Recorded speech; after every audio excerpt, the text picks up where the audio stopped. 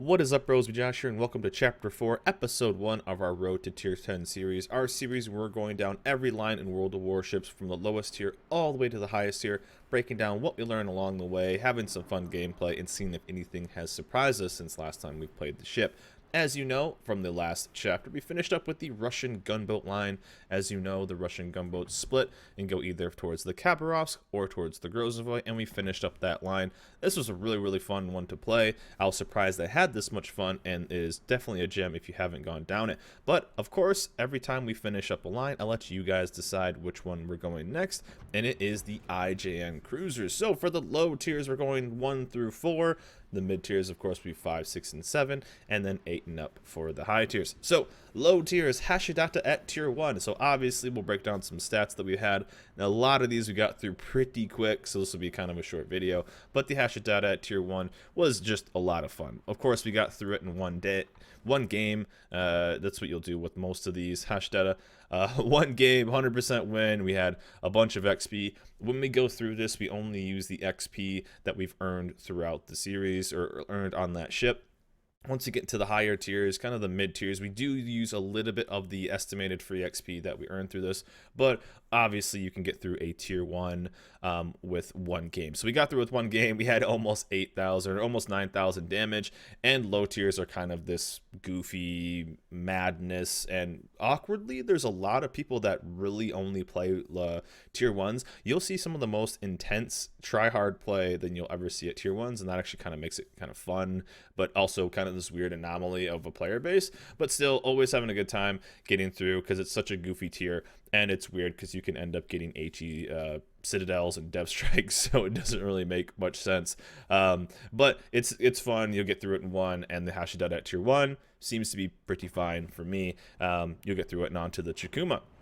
So the Chikuma at tier 2 is this awkward looking cruiser and really is just kind of mediocre at best, but the best part about it is you can get through it again in a couple games. The Chikuma for me was something that we played one game when it was stock and then one game when it was fully upgraded. So it's one of those, if you don't enjoy the ship, luckily you'll get through it. Actually, we got through it in one game. I remember because we had a decent amount of damage. We almost did 32,000 with the tier 2, which is actually pretty decent, and almost 1,400 XP on that, and we got a kill. So we got through this. I thought it took us 2 games to get through this, but I think that was the Tenryu at tier 3. So tier 2, you actually start getting some, I guess, some okay ships. There's a couple like the Novik, the Dresden. There's a couple decent actual tier 2s. So you start to see a lot of people kind of playing those. But overall, again, the best part about tier 2 is you can get through it extremely fast. Again, if you have one good game, you can get through the ship in one good game. Tier 2, it's tough to really take these tiers too seriously because especially even if you're new or a seasoned player, you'll get through these so quick. What a lot of people end up doing is they'll just, if there's a new line coming out, they'll just skip through these lower tiers with some free XP, because for like 20,000 free XP you can get to tier 4 or 25 to tier 5, something like that. So you can just skip through these, but I always want to show all the ships and see how long it takes through to get these. So just kind of comparing it to other ones, most of the tier 2s we've gone through so far have taken us one game, so it depends on how good the game is. But just looking at the Chikuma, nothing to write home about. Overall, a mediocre tier 2, and again, best part about it is you'll be on to the Tenryu at tier 3 within a game, maybe 2 if somehow you get dev struck or something like that by a sneaky destroyer.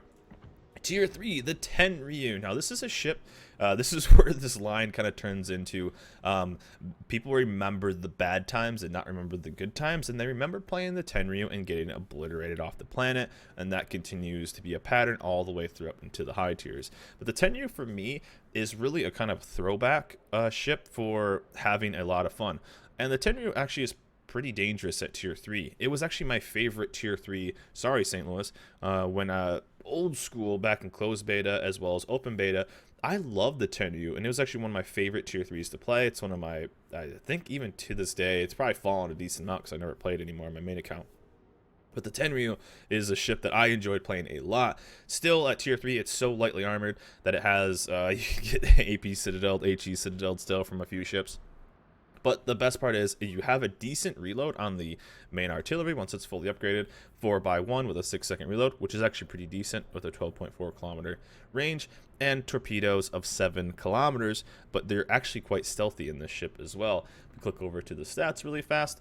The Tenryu to me is still a lot of fun, and I think we had some pretty solid games with this as well. Again, we got through in 2 games, which tends to take us a bit more than that. If you look at stuff like the Dirt Ski took us to the Pan Asian Tier 3 took us 4 games to get through, so we're making up a bit of time. Obviously, in this series, we want to see which line gets through the fastest to Tier 10.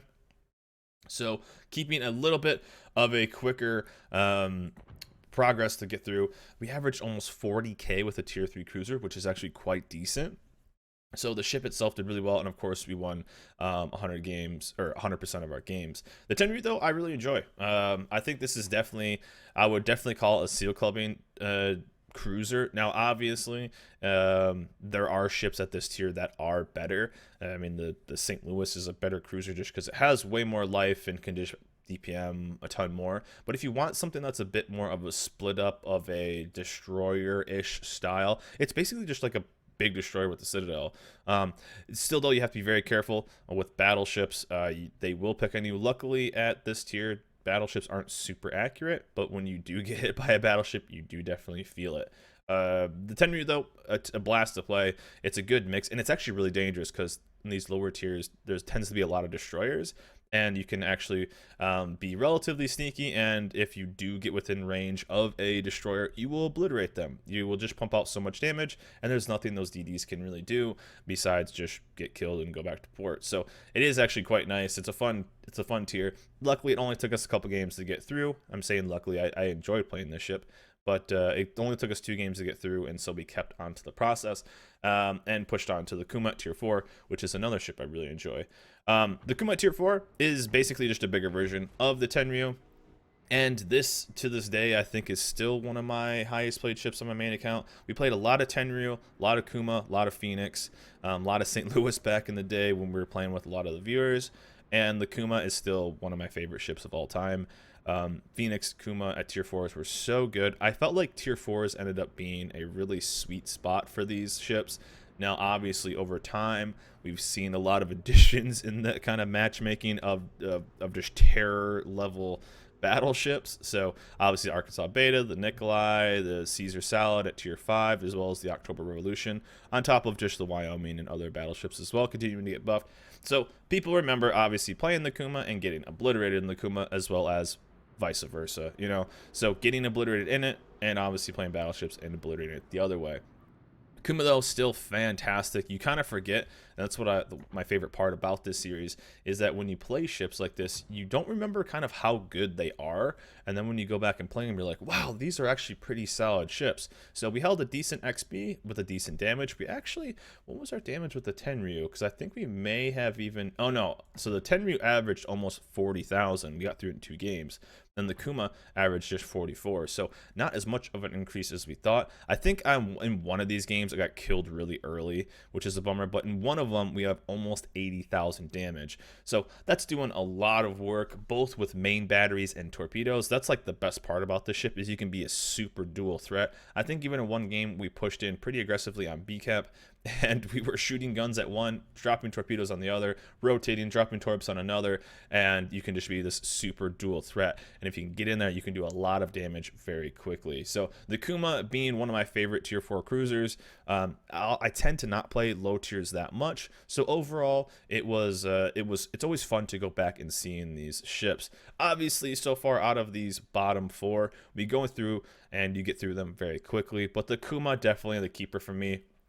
And I would say probably my favorite out of these would be the Kuma first, Tenryu second, probably the Hashidata, I guess, if I have to take it, third, and then the Chikuma, because it's just like this awkward, weird, whatever it is, and it's just kind of not that really fun to play. But the Tenryu, Kuma, you start to get the sense of what the IGN cruisers kind of play like, of being stealthy, decent guns, and having those torpedoes as an ace in the sleeve. So overall, it was just a lot of fun to play.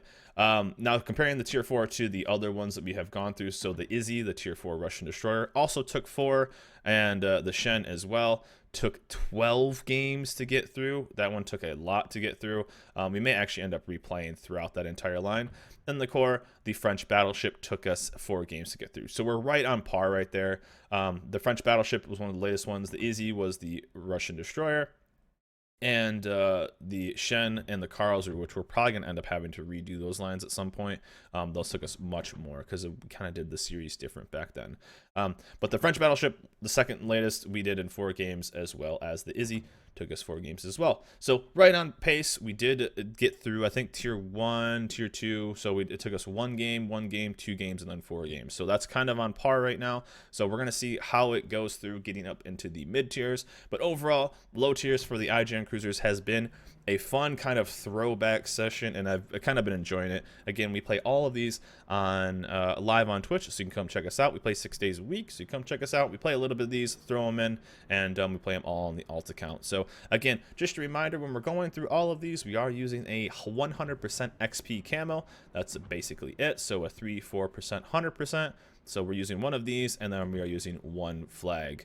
One of the things too is we start each line with a brand new 0-point captain and continue on. So a lot of this, we didn't even have a 10-point captain. We didn't have concealment. We didn't have AFT or anything like that. So most of it was retraining the captain as well, because you just get through these so fast. But overall, I love doing these series. It seems like you guys have been enjoying these videos as well. So that is it for the IGN low tier cruisers. Again, just a really throwback line. And really start to get from these kind of low, the tier 1, tier 2, and then you kind of start to see the forming of what this line really gets to in the end. As you can see, what else is the highlighted IGN cruiser? It's been a while since I've made one of these videos, so we're a tad behind. So look forward to kind of the mid-tier ones coming up pretty quick, because we were already on the Ibuki. But I always recommend the IGN line for new players, because once you get to the tier 4, especially into the tier 5 with the Furitaka, that's how the whole line basically plays until tier 10. And basically tier 10 is the same thing.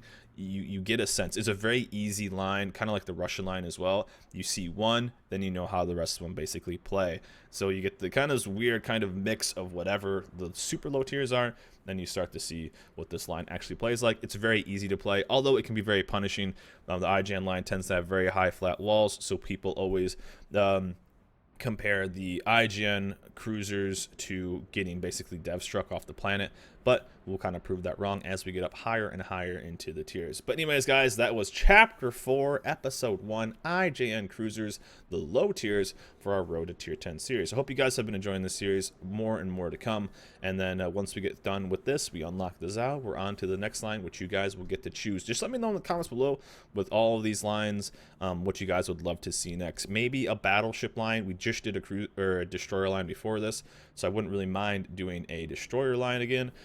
Maybe give a tad of a break for cruisers. Cruiser play tends to be a little slow and a little, I would say, a little boring. But overall, I still find a lot of them fun. So maybe a destroyer or battleship line. Put your comments or put your requests down below, and we'll see if anyone stand out as being fun. But anyways, guys, that's it for me. I hope you guys enjoyed this video. Hope you guys enjoyed the series. Remember to like and subscribe, and I'll see you guys next time.